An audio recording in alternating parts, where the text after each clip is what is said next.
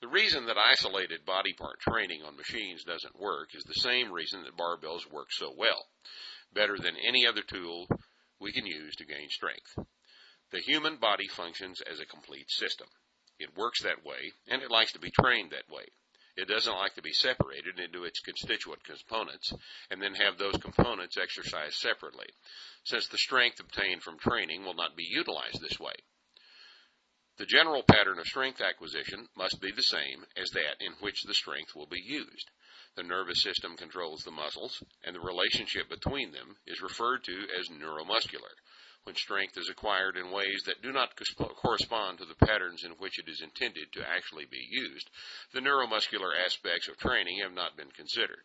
Neuromuscular specificity is an unfortunate reality, and exercise programs must respect this principle the same way they respect the law of gravity.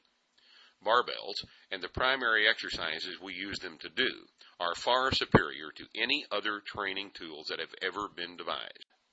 Properly performed, full range of motion barbell exercises are essentially the functional expression of human skeletal and muscular anatomy under a load.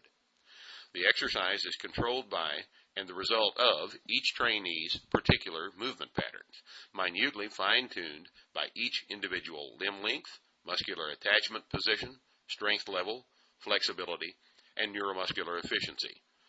Balance between all the muscles involved in a movement is inherent in the exercise, since all the muscles involved contribute their anatomically determined share of the work. Muscles move the joints between the bones, which transfer force to the load, and the way this is done is a function of the design of the system. When that system is used in the manner of its design, it functions optimally, and training should follow this design. Barbells allow weight to be moved in exactly the way the body is designed to move it, since every aspect of the movement is determined by the body.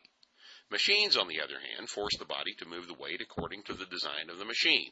This places some rather serious limitations on the ability of the exercise to meet the specific needs of the athlete. For instance, there is no way for a human being to utilize the quadriceps muscles in isolation from the hamstrings in any movement pattern that exists independent of a machine designed for this purpose. No natural movement can be performed that does this. Quadriceps and hamstrings always function together at the same time to balance the forces on either side of the knee. Since they always work together, why should they be exercised separately? Because somebody invented a machine that lets us do this? Even machines that allow multiple joints to be worked at the same time are less than optimal, since the pattern of the movement through space is determined by the machine, not the individual biomechanics of the human using it. Barbells permit the minute adjustments during the movement that allow individual anthropometry to be expressed.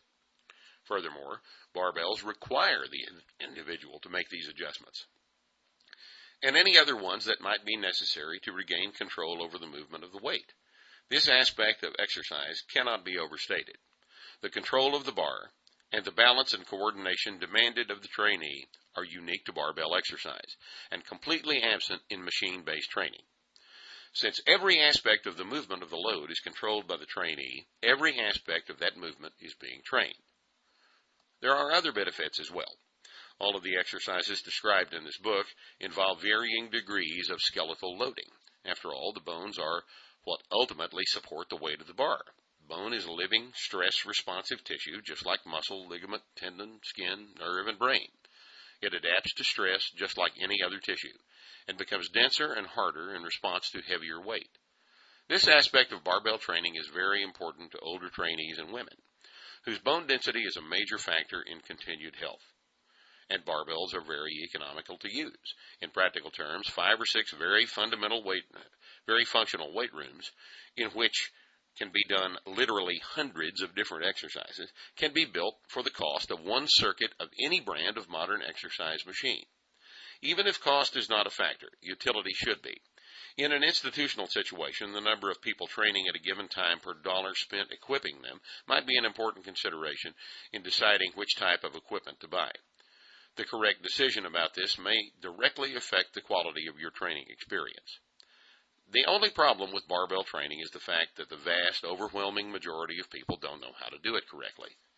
This is sufficiently serious and legitimate a concern as to justifiably discourage many people from training with barbells in the absence of a way to learn how. This book is my humble attempt to address this problem. This method of teaching the barbell exercises has been developed over 25 years in the commercial fitness industry, the tiny little part of it that remains in the hands of individuals committed to results, honesty about what works, and the time-honored principles of exercise science. I hope it works as well for you as it has for me.